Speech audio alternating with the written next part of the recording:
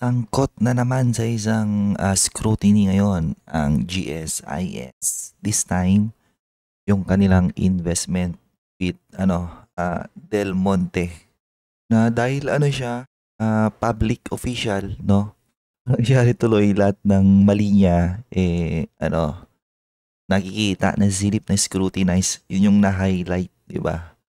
Na if you are a retail investor and you've been investing in the stock market for a long time, alam mo sa sarili mo na normal magkamali.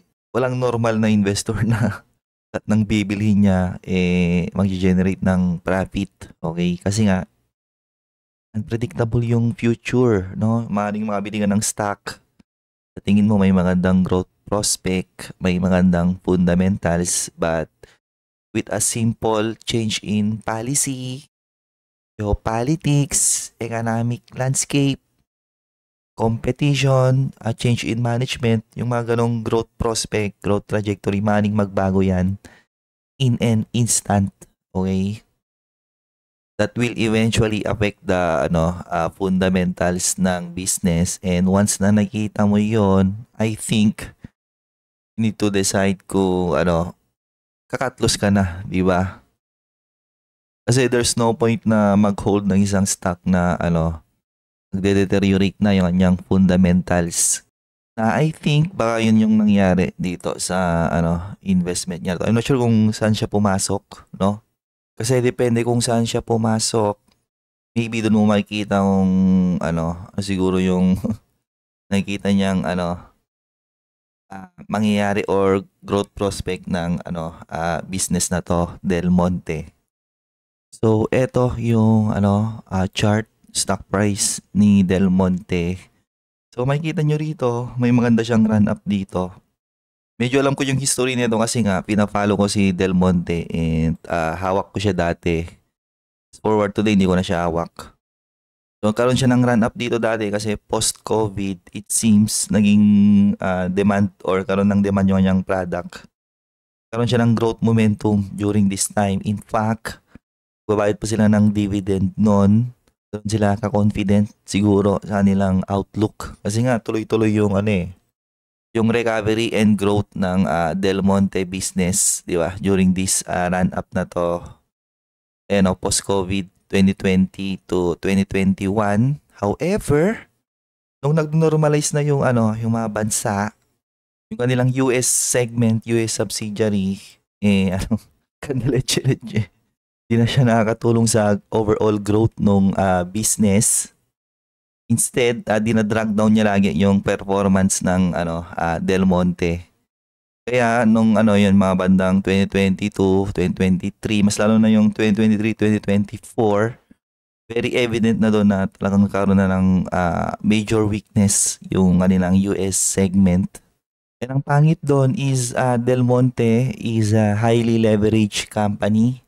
Malaki utang nito. So, pag mga ganyang malalaki yung utang, kailangan continuous yung growth niya, and syempre mainutang mo dati, inasahan mo mag-materialize yung mga yun para mag-contribute ng additional growth para hindi maipit yung business.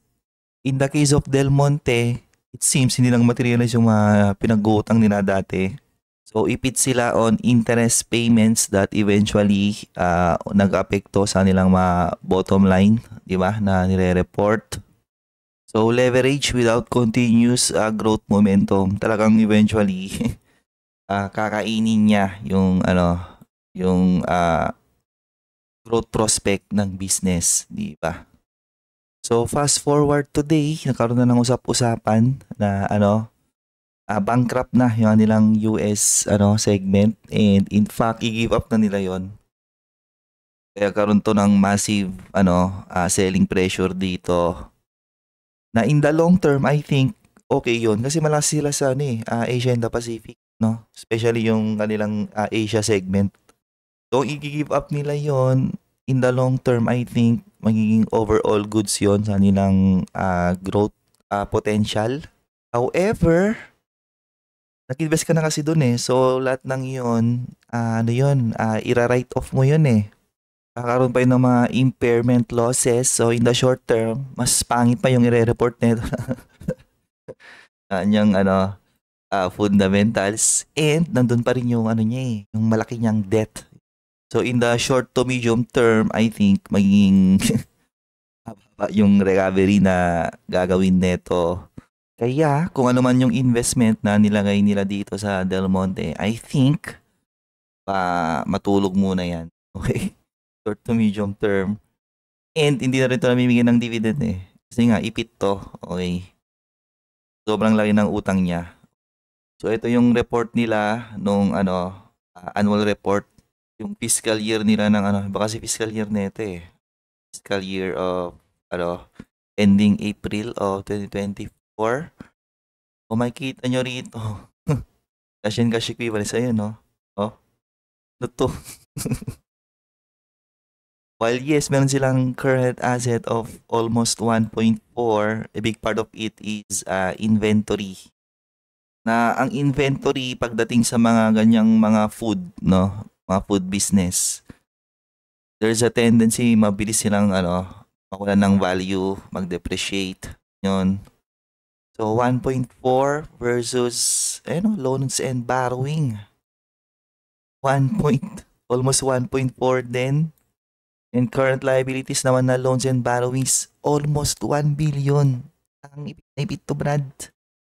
So, ang mangyari dito, puro refinance gagawin ng mga to coming years. Ayun, no? Net finance expenses, ang laki, oh. 107, naging 201, 194, compared mo yan sa kanilang available cash. Now, diba? Na nasa 13,000. Ito in USD.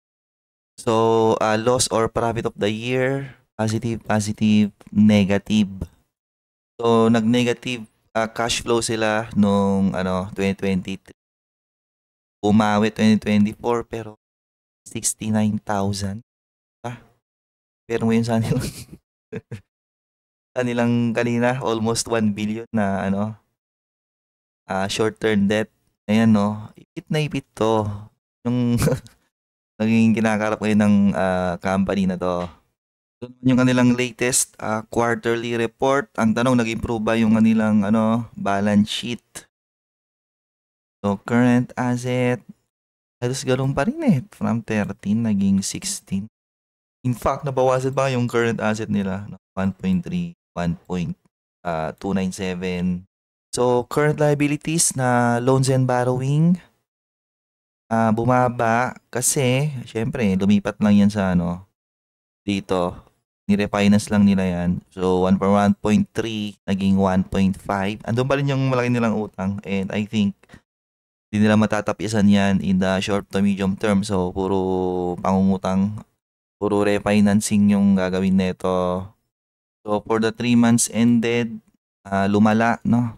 Negative 29, naging negative 38.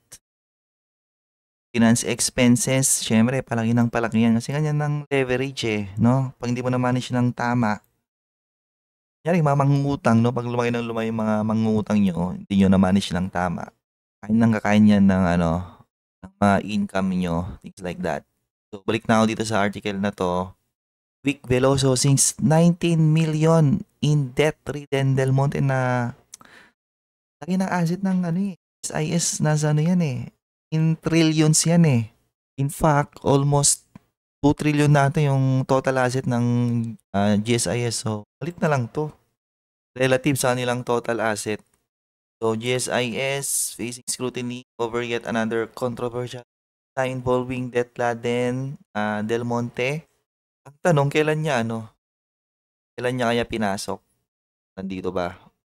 So, meron silang 0.8% stake Del Monte Pacific. Kaya lang kasi market cap nito eh. Gawa nga nang bumagsak na siya. 7.2 billion. Naging na siya, small cap business.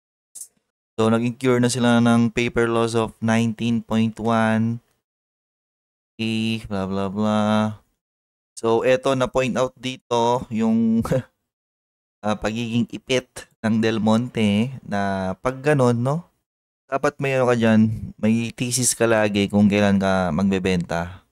Kung kailan ka magka-cut loss. Kasi there's no point na mag-hold ng isang business na I think in the short to medium term, hindi maganda yung kanyang outlook. But despite repeated warnings to officials when the value dropped, the GSIS still refuses to pull out of Del Monte Pacific. Ayaw niya mag-cut loss. Okay, yun lang siguro yung mali niya. May personal opinion. So aside from that, syempre recently yung rin, no, 1 billion plus and the 1.45 billion na Alternergy na preferred shares naman yan eh. Contiveros blasted the GSIS for risking the hard-earned contributions, blah blah blah. So, ayun oh, nakikisama na rin pala si Contiveros sa online gang. Dami na nilang dyan, politika eh. So, talagang, ewan ko. Naipit si dyan, BBM. Hanggang sa eventually, iban niya na rin yan para ma-improve yung kanyang image. Government workers aren't even allowed to set foot inside the casino, much less gamble there. So why is GSIS going all in? Yun naman nag-all in. 1 billion. Like I said, no? Almost 2 trillion yung total asset ng GSIS. Pero 1 billion, malaking pera pa rin yan, syempre. So yung 1 billion na yun, pinark mo yon sa mga blue chip, no? Mimigay ng mga 4 to 5% na dividend yield. So, 1 billion, di ba? Kunyari, pinark mo siya on a certain blue chip na nag-yield ng 5%, ganyan. So, 50 million na rin yan, no? Di ba? So, pa yung pag long term, umangat yung value nung stock price ng blue chip na yon. So, hindi sinabi rito saan siya pumasok. Yun yung medyo interesado ako. Kasi kung pumasok siya around 2023, 2024, I think medyo hindi na okay yun.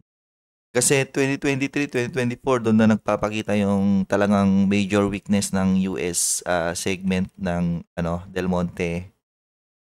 Doon mo na nakikita na talagang naipit na sila, no? Sa nilang leverage. Kasi tuloy nang bumagsak yung na-generate na cash flows ng Del Monte.